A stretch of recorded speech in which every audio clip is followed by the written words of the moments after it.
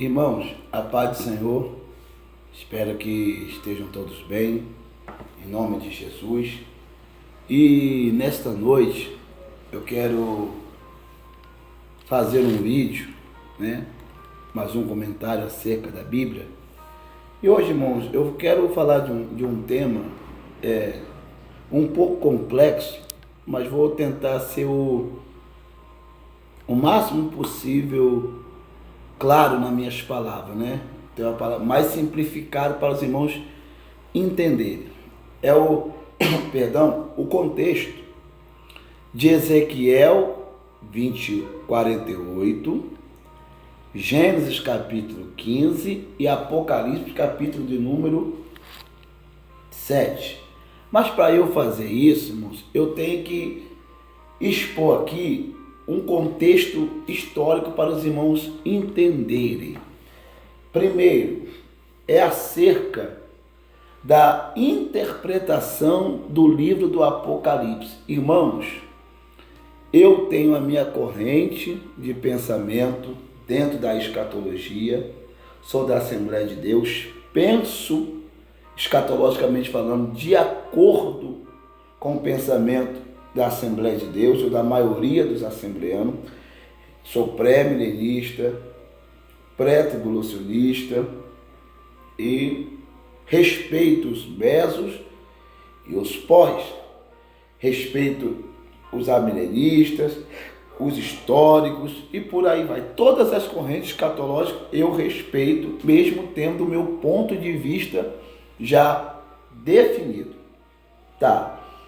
Mas nós temos que entender o seguinte: houveram na época, logo depois do período dos pais da igreja, ou dos primeiros líderes da igreja, duas escolas de interpretação, duas escolas de exegese que causaram grande influência na exegese bíblica, na interpretação dos textos bíblicos desses períodos aí dos séculos posteriores à primeira geração dos apóstolos, que é a chamada escola de Alexandria e a escola antioquiana. Por quê? A escola de Alexandria, ela era uma escola de interpretação alegórica. Quem não sabe da grande biblioteca que tinha lá em Alexandria, da influência grega que tinha em Alexandria, tinha o Filon de Alexandria, o próprio Apolo era lá de Alexandria, havia uma grande colônia de judeu lá em Alexandria, e a cultura grega ali era muito forte, então a tendência ao alegorismo, a interpretar alguns textos bíblicos de forma alegórica foi muito forte ali. Inclusive o próprio Filon, ele interpretou muitos textos vétero e testamentário na visão alegórica do pensamento grego, da filosofia grega. Até Paulo também usou algumas alegorias, que Paulo tinha uma influência grega também muito forte, apesar de não vir de Alexandria, mas vir de Tarso. Em contrapartida, tinha a escola de Antioquia, que tinha uma interpretação mais literal dos textos bíblicos, Era uma interpretação mais literalista. Então, essas duas escolas, elas rivalizaram muito acerca da interpretação. E quando o texto do Apocalipse, o livro de Apocalipse veio em evidência, houveram essas grandes tendências aí. Uns interpretavam mais de forma alegórica, outros mais de forma literal, e até hoje assim o é. E isso, eu tenho um grande cuidado para não alegorizar demais e nem literalizar demais. Eu aprendi o seguinte: analisar o texto dentro do seu contexto histórico, linguístico, cultural, tentar entender o que o autor está querendo dizer para aquele tempo, para aquele povo, o que era essa questão de cultural, social que João estava falando, para aí sim eu tentar fazer uma exegese sem forçar o texto e sem também ser infiel a ele. Só um exemplo de Apocalipse nós temos que tomar cuidado. Por exemplo, a besta que sobe do mar, a besta que sobe da terra. Preste bem atenção. Nós sabemos que na Ásia Menor, o culto ao governador, ao imperador, perdão, foi muito forte, muito forte. Então o que acontece? Em algumas cidades da Ásia, o imperador colocava os seus sacerdotes. E ali, esses sacerdotes, eles eram responsáveis pelo culto ao imperador, levaram o povo a cultuar o imperador. Enquanto lá no Ocidente, o próprio imperador agia na região de Roma, ali nas outras regiões que Roma tomava conta. Ali na Ásia Menor, que é a região hoje que corresponde à Turquia, ele tinha os seus sacerdotes que incentivavam o povo a adorá-lo. Então acontece, mar na Bíblia é povos, terra é local. Então, mar, Ian, terra, Eres. Então o que acontece? Quando a Bíblia está dizendo assim, a besta que sobe do mar, está falando do líder mundial, no caso ali, o imperador que era o líder mundial da época. A que sobe da terra era o líder religioso, que era o que tinha a responsabilidade do culto ao imperador naquele local. Então, é isso daí, primeiramente, João está falando, Apocalipse 13. Aí, em contrapartida, quando fala da besta, tem que se entender que era uma visão, primeiramente, que se tinha desse grande monstro aí, associado também à própria cultura romana. Tá, voltando agora à minha proposta aqui, que não é isso que eu quero falar hoje, sobre o simbolismo do Apocalipse que eu quero dizer hoje. É sobre esse texto aqui. Eu já ouvi estudos acerca dos 144 mil selados. Primeiro, nós temos que entender o que é selo, o que é ser selado, qual que é o contexto, tanto do Israel antigo e como da cultura greco-romana acerca do selo. Selo, irmãos, era a marca registrada que alguém colocava sobre produtos, documentos ou pessoas. Vamos lembrar de capítulo 38 do Gênesis, na história de Judá e Tamar. A Bíblia diz que ele entregou para ela o seu cajado, o seu lenço e o seu selo. Vinha-se numa tabuinha com argila e ali a pessoa imprensava o seu brasão, né, como se fosse a sua assinatura naquela tabuinha de barro, de argila.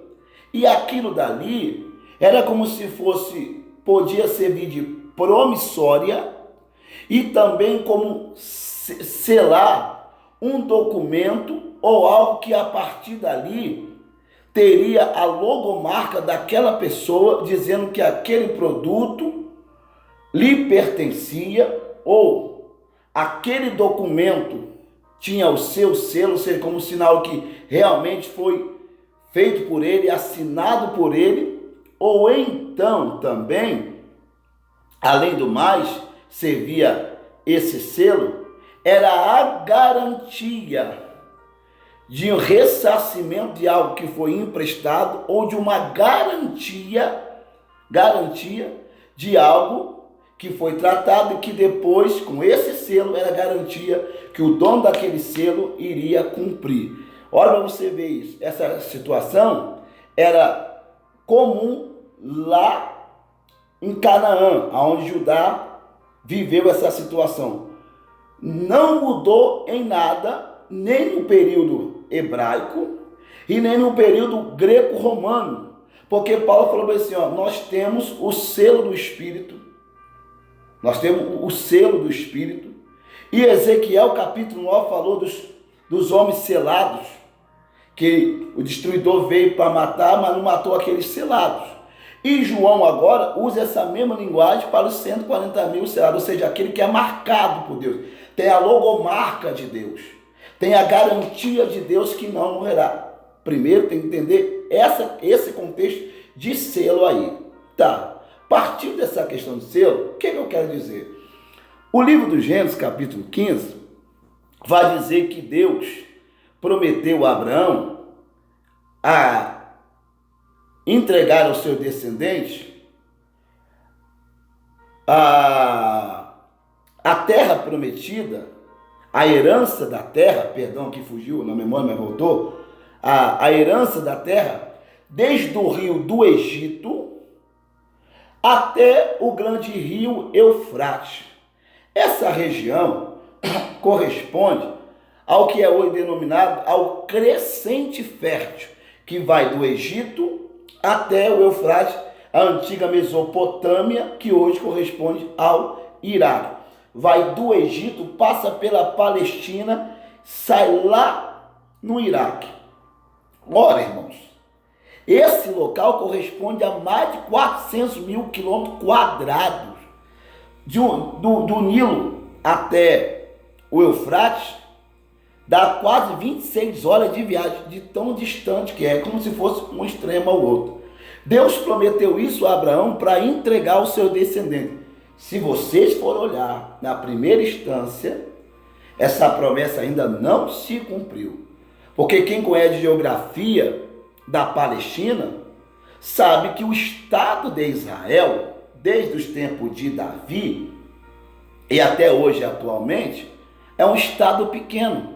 Por mais que no tempo de Davi foi o tempo de expansão, não chegou a essa situação de domínio do Eufrates até o Nilo ou vice-versa. Porque nesse trajeto Eufrates-Nilo, a Palestina está ali e o Estado de Israel é minúsculo. E diga-se de passagem que tanto Edom, Síria, Moabe, Filistia e o próprio Israel eram chamados de estados pequenos, ou cidade-estado, estados pequenos. Potência imperial era na Mesopotâmia a Síria, Babilônia. Aí depois vinha os Mitam, que também era um grande império, não tão grande como essas duas primeiras, mas aí vieram os hititas, que vieram da Anatólia, que se tornou um grande império. Aí depois veio os persas, depois dos persas e por aí vai. Potência imperial era a Síria, Babilônia, Egito, os hititas, os Mitam, depois vieram os neobabilônicos, né? Depois vieram os persas, né? Os neobabilônicos, os persas, depois os persas, os macedônios e por aí vai até chegar em Roma. Eu não vou dizer dos cassitas, que não tem nada a ver com Israel como Estado. Então, lá em Ezequiel, tem uma promessa, Ezequiel 48, da divisão de terras. É aí que eu queria chegar, divisão de terra. Então, havia uma discussão no meio dos teólogos, e até do meio de alguns judeus, no concílio de Jâmia, acerca da geografia do tempo que Ezequiel previu e da geografia da terra que Israel previu, que não correspondem ao atual Estado de Israel, nem daquele dia pós-exílico e nem agora. E aquela repartição ali, o que nós cremos? É coisa para o milênio, não é para o Israel agora, é para o milênio. Quando Ezequiel está vendo tanto o templo como a terra, ele não está vendo para aquele período do retorno de Zorobabel para a reconstrução do templo, nem da terra pós-exílica. Ezequiel está vendo o milênio, tanto o templo como a divisão da terra. Então, o que acontece? Nessa divisões da terra, inclui-se todas as 12 tribos de Jacó, dos filhos de Jacó, e inclusive os seus 2 netos. Tá, e o que tem a ver uma coisa com a outra? É porque lá em Apocalipse, capítulo 7, vai dar a lista das tribos, dos selados. Não consta a tribo de Dan, e no lugar dela entrou a tribo de Manassés. Lá em capítulo 48 de Ezequiel, Dan está, tanto na repartição da terra, como na menção dos príncipes, que seriam responsáveis pelo povo. Está Dan, está José como tribo, está Efraim, está Manassés, até Levi também tem a sua porção lá, a tribo dos levitas, né? Só que lá em Apocalipse vai estar José, Manassés, não vai estar nem Efraim e nem a tribo de Dan. Aí joga-se muitas especulações. Por que Dan não está? É porque Dan foi uma tribo idólatra. Jacó falou que Dan era uma serpente no deserto. Tudo bem. Dan foi uma tribo idólatra, uma tribo difícil. Mas só que a idolatria não foi um privilégio, se é que pode dizer essa palavra, ou um erro somente de Dan. Não, senhor. Todo Israel cometeu idolatria. É por isso que tanto a tribo norte como as tribos do sul, o reino norte e o reino do sul, foram levados cativo. E nas exortações, por exemplo, de Oséias, de Amós, desses profetas que combatiam a idolatria, a prostituição, mencionava-se Efraim, porque Efraim era a cabeça dos reinos do norte. Então, sabia que, por exemplo, Jeroboão colocou um altar em Dan, outro em Betel. Então, só que Betel fazia parte da região que pertencia aos filhos de José. Então, Dan foi uma tribo idólatra? Foi, como foi Manassés, como foi Efraim, como foi todas as outras tribos. Quando a Bíblia diz que das tribos transjordâneas, as 2,5 tribos que ficaram aquém do Jordão, as 2 tribos que ficaram para trás e a meia tribo de Manassés, se vocês forem ler o livro das Crônicas de Israel, o primeiro livro de Crônicas, quando Tiglat-Pileser invadiu o Reino Norte, essas tribos foram as primeiras a serem levadas, porque elas tiveram tendência a se afastarem do único Deus, se entregando à idolatria. Agora, Cleito, por que então que Dan não está? Irmãos, não sei. Então, o que não se pode é conjecturar, forçar o texto sem uma base exegética, sem uma base histórica, sem um fundamento teológico para afirmar qualquer interpretação. Por que Dan não está na lista dos 144 mil selados e Manassés está? Não sei. Só sei de uma coisa: se a visão de Ezequiel é para o milênio, como eu creio e muitos creem, porque só assim, para se cumprir o que Ezequiel falou, Dan está lá, é sinal que Dan estará no milênio, como as outras tribos, representando Israel redimido, que estará junto com a igreja no milênio. Por que João não a inseriu nos 144 mil selados? Não sei. Mas se a visão de Ezequiel é a visão milenista, futurista, apontando para o milênio, Dan vai estar lá. Dan estará lá como as outras 11 tribos e os outros 2 netos de Jacó, que é Efraim e Manassés, que viraram tribo, até porque Efraim ganhou proeminência dentro do cenário político de Israel. É isso que eu queria dizer. Então, Cleito, e a promessa que Deus fez a Abraão do Nilo até o Eufrates? Se cumprirá, o que Deus fala se cumpre, a palavra de Deus é a verdade, dentro desse contexto do milênio, onde Deus entregará toda a terra na mão do Messias prometido. Esse é o descendente de Abraão, e ele, junto com a sua igreja Israel redimido, reinará sobre toda a terra. Aí sim se cumprirá o que Deus prometeu a Abraão. A Bíblia não contém erros. A Bíblia é a palavra de Deus. Que Deus os abençoe, fique com Deus e um abraço em nome de Jesus.